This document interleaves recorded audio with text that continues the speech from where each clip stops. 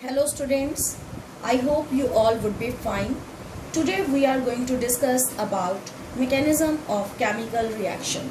Our total focus will be on writing of mechanisms. What is a mechanism? Mechanism means it is a series of steps. Series of steps which are responsible for a chemical reaction.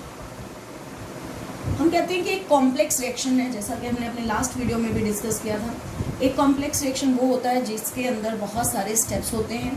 उन सारे steps को step wise लिखना, that is called mechanism of the chemical reaction. Now for example लेके हम लिखना सीखते हैं। For writing any mechanism we must be having two things with us. One is balanced chemical equation, ये भी आपको स्टेटमेंट के अंदर देनी होगी अगर आपसे क्वेश्चन पूछा जाए कि मैकेनिज्म लिखिए।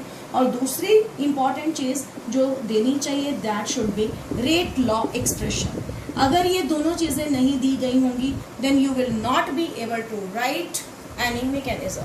अगर सपोज इक्वेशन ही दी और ये नहीं दिया तो you will not be able to write the mechanism. Now how to write mechanism of a chemical reaction. उसके कई स्टेप्स हैं जो कि एक खास ऑर्डर को हम प्रेजेंट करते हैं और उसी को हम सीखने जा रहे हैं।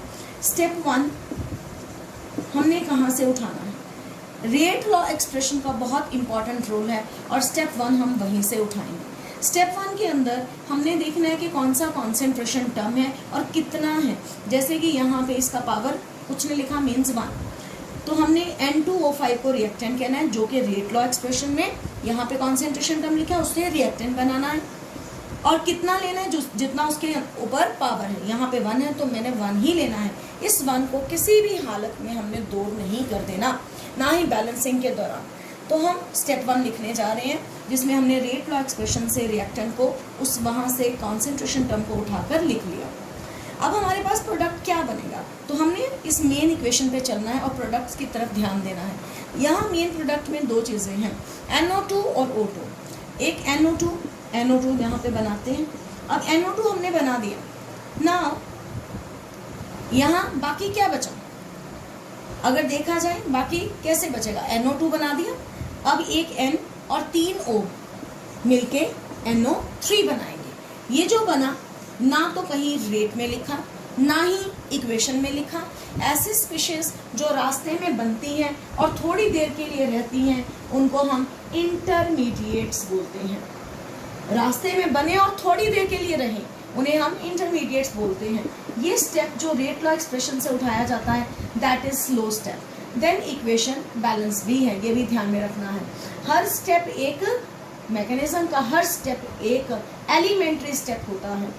देन स्टेप 2 को हमने कैसे लेना, जो हमारे पास इक्वेशन है वहाँ पे फिर वापस जाना। यहाँ 2 लिखा है, हमने सिर्फ एक ही मॉलिक्यूल को यूज़ किया, अभी हमारे पास एक बाकी बचा है तो हमने उस एक जो बाकी बचा उसको लिया। प्लस फर्स्ट स्टेप में जो फालतू बना, जैसे हमने इंटरमीडिएट बोला, हमारे काम का नहीं है, हमने उसको साथ में ले लिया। अब इन दोनों ने मिलके अब फिर से हमने अपने ओरिजिनल प्रोडक्ट्स की तरफ जाना है। तो ओरिजिनल प्रोडक्ट्स में 4 NO2 है, एक मैं बना चुकी हूँ और 3 यहाँ बनेंगे। आप बैलेंस भी करके देख सकते हैं। और ऑक्सीजन साथ में बनी है, यहाँ पे हम O2 बना देते हैं। 3 नाइट्रोजन, 2 और 1 3 नाइट्रोजन, 5 और 3 8 ऑक्सीजन, 3 × 2 6 और 2 8 ऑक्सीजन दोनों साइड्स पे हो गए। अब ये इंटरमीडिएट हमने क्यों यूज कर लिया, क्योंकि हमारे पास इंटरमीडिएट की रिक्वायरमेंट कहीं पर नहीं है, हमें नहीं चाहिए। तो जो नहीं चाहिए उसको दूसरे स्टेप में रिएक्टेंट बना लीजिए। देन आपके सामने ओवरऑल इक्वेशन आप लिख सकते हो। NO3 से कट गया, इधर 1 और 1 2 N2O5, इधर 3 और 1 4 NO2 और साथ में ऑक्सीजन।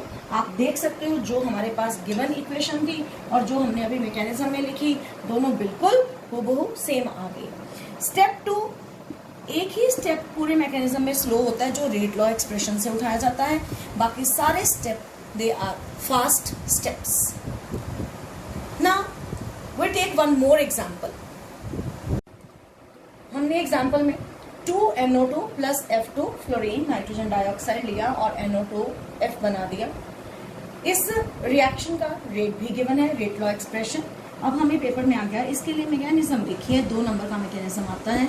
अगेन स्टेप 1 हम कहाँ से लेंगे, रेट लॉ एक्सप्रेशन से।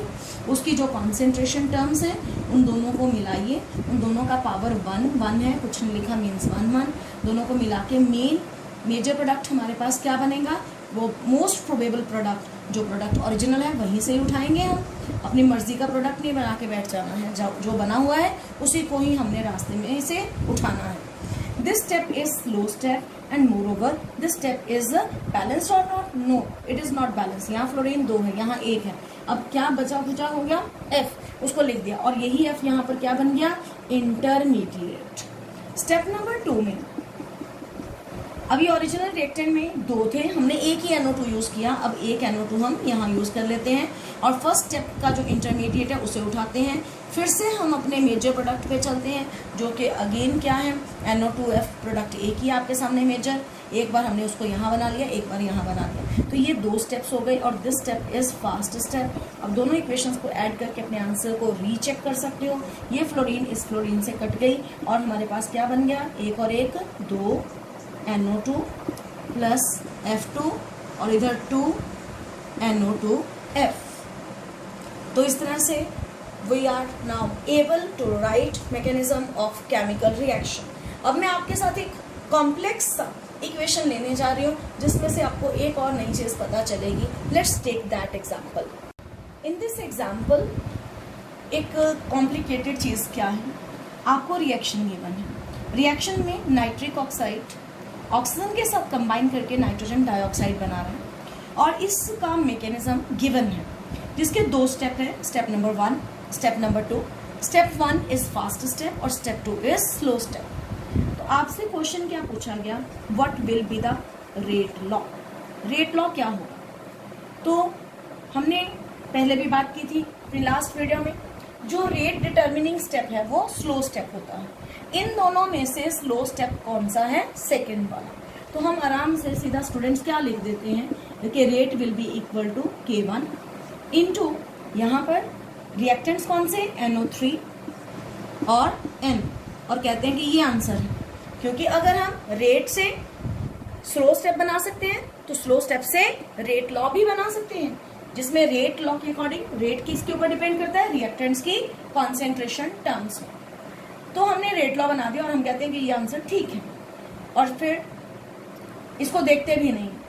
और अगर हमारे जैसा कोई टीचर आ जाए, उसने कहना है कि इसने आंसर कैसे बना दिया। देखिए NO3, यहाँ पे NO3 कोई रिएक्टेंट है, कोई नजर आ रहा है रिएक्टेंट, नो, तो ये रेट हमारा गलत है। तो स्टूडेंट्स रेट का आंसर ये बिल्कुल नहीं है। हमने चेक कैसे किया कि हमारी ओरिजिनल इक्वेशन में तो NO3 कहीं है ही नहीं, तो फिर ये रेट लॉ ये वाला क्या हो गया, गलत। तो हमने अब इसको ठीक कैसे करना है, यहाँ पे स्टेप 1 दिया है, जिसका फंक्शन क्या है उसका फंक्शन देखते हैं। फ्रॉम स्टेप 1 जो कि क्या है, फास्ट स्टेप, उसने क्या काम किया, यहाँ पे इक्विलिब्रियम का एरो है, और इक्विलिब्रियम हमने +1 में पढ़ा था। इक्विलिब्रियम कांस्टेंट के क्या लिखते हैं, ऊपर प्रोडक्ट्स की concentration divided by NO multiply by O2। यहाँ से हम क्या निकाल लेंगे, NO3 की वैल्यू। ये सारा पार्ट इधर जाके क्या हो गया, मल्टीप्लाई।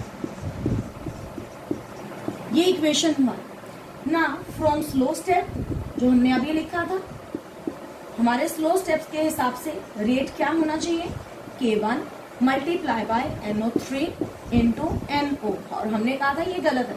अब गलत को ठीक कैसे करें, फ्रॉम 1 इक्वेशन NO3 की वैल्यू यहाँ पुट कर देते हैं, तो NO3 का वैल्यू, और ये अब NO, ये अब यहाँ पर इकट्ठा कर देते हैं, ये भी कांस्टेंट ये भी कांस्टेंट, एक K डैश लिख दो नया कांस्टेंट, NO आपस में मिलके क्या बन गया, NO का square multiply by O2, and this is only the right answer. I hope this would be clear to you. Thank you. Have a good day.